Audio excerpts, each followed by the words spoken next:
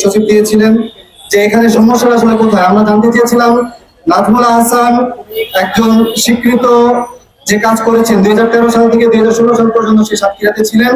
এই সময়টায় আপনারা সকলে গণমাধ্যমে যেহেতু কর্মী আপনারা জানেন, সে বুলডোজার দিয়ে বিভিন্ন বসতবাড়ি বিভিন্ন স্থাপনা ধ্বংস করেছেন। তার নেতৃত্বে 17 জনেরও অধিক ছাত্র জনতা, সাধারণ জনগণ এবং রাজনৈতিক দলের নেতাকর্মীদের হত্যা করা হয়েছে। এই সকল বিষয়গুলো যখন আমরা জানতে চেয়েছি তাকে সবাই আপনাদের সমস্যাটা কোথায় সেটা আমাদের কাছে স্পষ্ট আপনাকে বলতে হবে।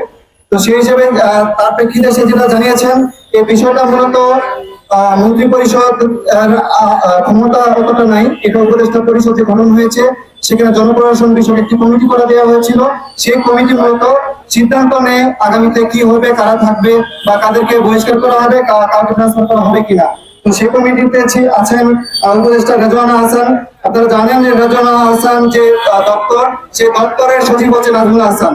আমরা এই বিষয়টা আমরা পরে জানার চেষ্টা করবো কেন এখন পর্যন্ত রেজওয়ানা হাসানের সামনে থেকে সে কাজ করছেন এবং সে ছাত্রদের বক্তব্যে দাঁড়িয়ে শপথ নেওয়ার পরে সে কিভাবে এখানে তাকে জায়গা দিচ্ছেন। দ্বিতীয়ত আছেন সালাউদ্দিন আহমেদ, অর্থ উপদেষ্টা আপনারা সকলে ছিলেন। ছাত্র উপদেষ্টা আছেন মাহফুজ আলম এবং মোহাম্মদ ফয়জুল কবির খান।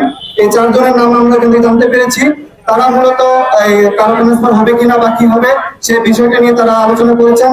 আমরা সার্বিক বিষয়ে আমরা শুনেছি তার কাছ থেকে, আমরা পুরোপুরি সন্তুষ্ট না এবং আমরা তাদেরকে ডেডলাইন দিয়েছি।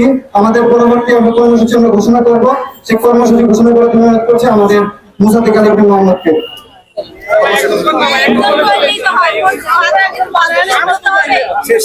উপস্থিতি আমরা সচিবালয়ের যে মন্ত্রী পরিষদ সচিব ওনার সাথে সাক্ষাৎ করে বলেছি যে 19শে জুনের মধ্যে আমাদের যেই দাবিগুলো আমরা তাদেরকে জানিয়েছি যে সচিবালয়কে ফেসিলাত মুক্ত করতে হবে, সেই ব্যাপারে তারা 19শে জুনের মধ্যে পদক্ষেপ গ্রহণ করবেন।